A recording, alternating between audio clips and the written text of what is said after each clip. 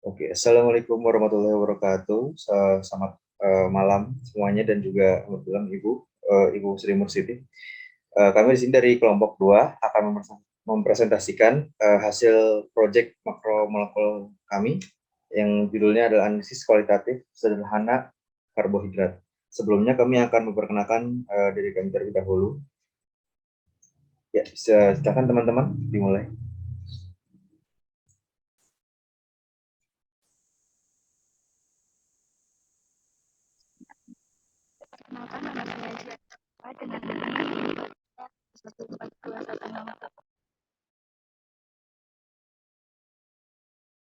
Perkenalkan, nama saya Hizam Ali Akbar dengan NIM 4310122003.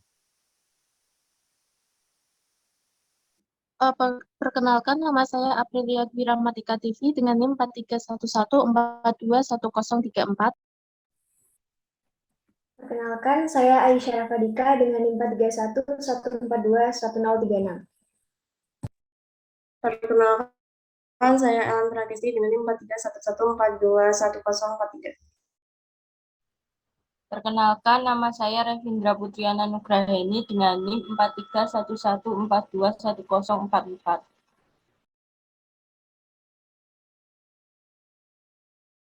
Ya, saya sendiri M Nasional Zahra dengan NIM 43114211072.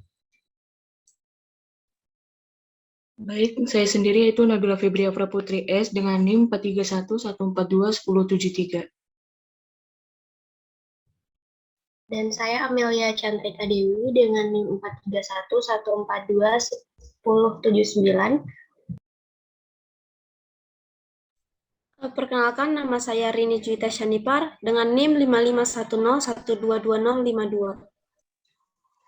Perkenalkan, nama saya Frisy Aruni Amalia dengan NIM 5510122054. Perkenalkan, saya Adinda Talia Putri dengan NIM 43114211022.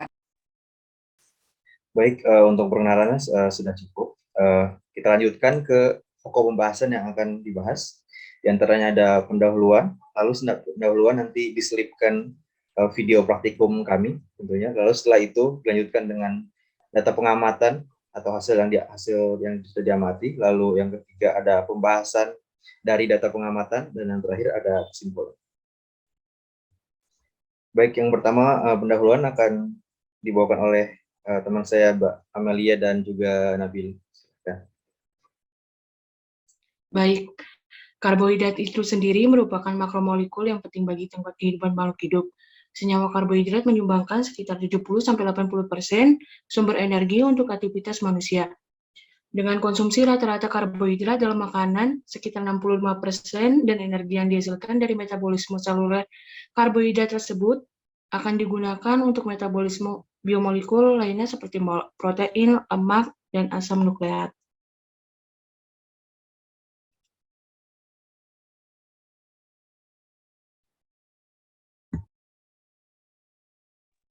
Kemudian karbohidrat sendiri itu senyawa polihidroksialdehid atau polihidroksiketon dari derivatnya dalam bentuk unit tunggal yang sederhana maupun unit kompleks yang memiliki variasi berdasarkan dalam sifat mereka. Kemudian ada sebagai contohnya yaitu seperti sukrosa atau gula meja dan kapas, keduanya merupakan karbohidrat. Untuk selanjutnya adalah uji identifikasi. Untuk menguji suatu karbohidrat itu terdapat beberapa cara. Salah satunya adalah uji iodium yang digunakan pada praktikum kali ini, di mana uji iodium sendiri itu secara spesifik menggunakan larutan I2.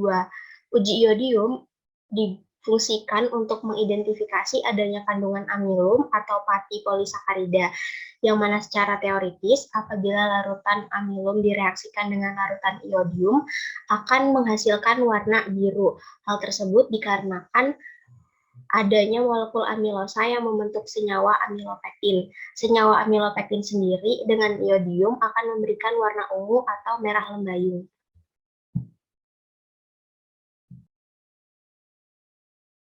Baik, untuk selanjutnya akan ditampilkan juga videonya.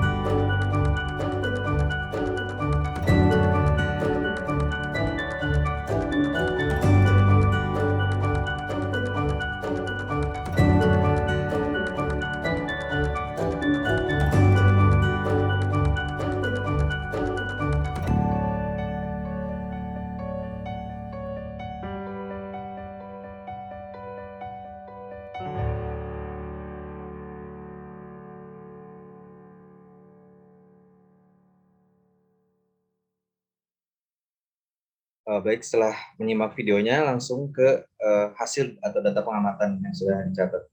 Silahkan lanjutkan.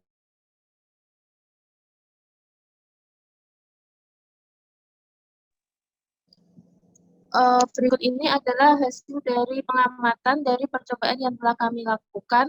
Kami menggunakan 12 sampel, yaitu biskuit, tepung maizena, tepung beras, bawang merah, tempe, bawang putih, roti, susu, margarin, nasi, bubuk kunyit, dan mie instan. Di mana sampel-sampel yang menghasilkan hasil-hasil positif, di mana menandakan terjadi perubahan menjadi ungu kehitaman, itu merupakan itu menandai bahwa sampel tersebut mengandung amilum atau karbohidrat. Sampel-sampel yang positif mengandung amilum yaitu biskuit, tepung maizena, tepung beras, kemudian ada roti, nasi, dan mie instan. Sedangkan bawang merah, tempe, bawang putih, susu, margarin, dan bubuk kunyit negatif mengandung amilum, yang dimana tidak terjadi perubahan warna menjadi ungu ke hitam. Materi untuk penjelasan lebih lanjut kita akan dijelaskan oleh teman-teman. Selanjutnya adalah pembahasan. Uji iodium merupakan uji khas untuk mendeteksi adanya kandungan karbohidrat polisakarida, amilum, atau pati. Sampel yang pertama yaitu susu. Dari data pengamatan yang telah disebutkan sebelumnya, susu memberikan hasil warna merah kecoklatan. Susu mengandung air sebanyak 87,20%, lemak sebanyak 3,70%, protein 3,50%, laktosa 4,90%, dan mineral 0,07%. Karena kandungan terbesar pada susu adalah air, sehingga memberikan hasil negatif pada uji iodium. Begitu pula pada sampel bubuk kunyit. Bubuk kunyit mengandung lemak 1,1 sampai 3%, karbohidrat 3%, protein 30%, dan 8% pati. Karena kandungan tertinggi pada bubuk kunyit adalah protein, sehingga pada uji iodium, bubuk kunyit memberikan hasil negatif ditandai dengan warna merah kecoklatan setelah penambahan larutan iodin. Yang ketiga yaitu nasi. Nasi memberikan warna ungu kehitaman menunjukkan bahwa nasi positif mengandung amilum. Hal ini dikarenakan nasi mengandung 85-90% karbohidrat, terutama amilum. Selain mengandung amilum, nasi juga mengandung protein, serat, air, lemak, mineral, dan sedikit vitamin. Sampel keempat adalah tepung beras. Tepung beras mengandung sebanyak 86% karbohidrat, 3% lemak, dan 11% protein. Karena kandungan karbohidrat pada tepung paling tinggi, sehingga setelah pemberian iodin, tepung beras berwarna menjadi warna ungu kehitaman.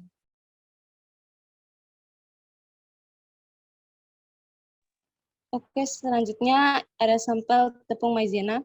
Sini tepung maizena mengandung 74-76% amilopektin dan 24-26% amilosa. Pada data pengamatan tadi, tepung maizena setelah ditetes dengan larutan iodin menunjukkan perubahan warna menjadi ungu kehitaman, yang berarti tepung maizena mengandung amilum atau karbohidrat. Sampel selanjutnya ada biskuit. Di sini biskuit mengandung nutrisi. Setiap 100 gram biskuit alternatif mengandung 11,99% protein, 20,68% lemak, dan 60,67% karbohidrat. Pada data pengamatan tadi, biskuit setelah ditetesi dengan larutan iodin menunjukkan perubahan warna menjadi warna ungu kehitaman, yang menandakan bahwa biskuit juga mengandung karbohidrat atau amilum. Selanjutnya ada tempe. Tempe mengandung 25% protein, 5% lemak, 4% karbohidrat, serta kaya akan mineral dan vitamin B12. Nah, tempe mempunyai bahan dasar kedelai yang dimana kedelai utuh mengandung 35-38% protein tertinggi. Sehingga ketika tempe diuji dengan dideteksi dengan larutan iodin, hasilnya negatif dikarenakan tempe mengandung protein yang lebih tinggi dibandingkan dengan karbohidrat. Sampel selanjutnya di sini ada margarin. Margarin mengandung lemak atau minyak 80%, garam 2-4%, air 16%, antioksidan 0,2%, dan pengemulsi 0,3%. Pada data pengamatan tadi, margarin ketika ditetesi dengan larutan iodin menunjukkan warna merah kecoklatan, yang menandakan bahwa margarin tidak mengandung amilum atau karbohidrat. Hal ini dikarenakan margarin merupakan produk yang mengandung lemak jenuh.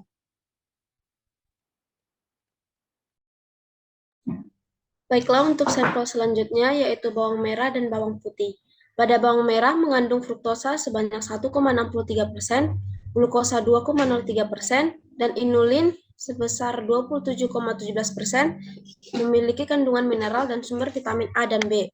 Sedangkan pada bawang putih mengandung protein sebesar 4,50 gram dan serat sebesar 100 gram.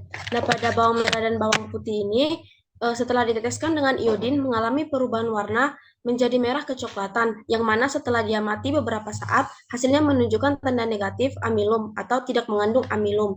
Ini disebabkan karena kandungan karbohidrat yang dimiliki lebih sedikit dibandingkan kandungan protein. Sampel yang selanjutnya pada roti, yang terkandung di dalamnya ialah lemak sebanyak 1,5 gram, karbohidrat sebanyak 18,5 gram, dan protein sebanyak 3,5 gram. Di mana pada sampel roti ini, dengan ditetesinya larutan iodin, dapat mengalami perubahan warna menjadi ungu kehitaman, yang mana pada roti mengandung zat tepung. Hal itulah yang menunjukkan bahwa sampel mengandung amilum. Selanjutnya, yaitu pada sampel mie instan. Pada mie instan ini mengandung 14% lemak, 13% protein, 73% karbohidrat, 3,3 gram lemak total, dan 40,2 gram karbohidrat. Yang mana mie instan ini memiliki kandungan karbohidrat dan lemak yang tinggi, serta rendah serat, rendah vitamin, rendah mineral, dan juga protein. Mie instan ini umumnya terbuat dari tepung terigu yang digoreng yang menyebabkan mie ini menjadi keras, dan tak hanya itu, mie instan ini memiliki kandungan air yang cukup rendah. Pada pengujian ini, sampelnya ditetesi dengan larutan iodin, yang mana menunjukkan perubahan warna yang menjadi ungu kehitaman, yang menandakan bahwa mie instan memiliki kandungan amilum.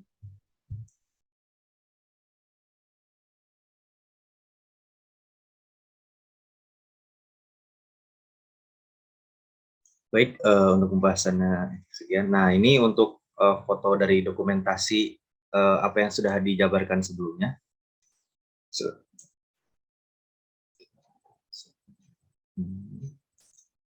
Baik, untuk penutupan, kesimpulan ya. Baik, untuk kesimpulan pada proyek makromolekul pada kali ini adalah berdasarkan praktikum yang telah dilakukan, sampel bawang merah, bawang putih, tempe, susu, margarin, dan juga bubuk kunyit memberikan hasil yang negatif ditandai dengan warna merah kecoklatan setelah diteteskan larutan iodin. Hal ini menandakan bahwa sampel tersebut tidak mengandung amilum, sedangkan pada sampel biskuit, tepung, beras, tepung maizena, roti, nasi, dan instan memberikan hasil positif yang ditandai dengan warna ungu kehitaman setelah penambahan larutan iodin, yang menandakan bahwa sampel tersebut mengandung amilum. Amilum mengandung unit-unit glukosa yang membentuk rantai helix karena adanya ikatan dengan konfigurasi pada tiap unit glukosanya. Bentuk ini dapat menyebabkan warna biru tua pada kompleks tersebut. Baik, sekiranya itu materi maupun hasil dari proyek kami, proyek makromolekul kami. Sekiranya jika ada yang kurang ataupun kurang berkenan juga, mohon dimaafkan. Terima kasih untuk teman-teman maupun Bu Sri Musyiti. Wassalamualaikum warahmatullahi wabarakatuh.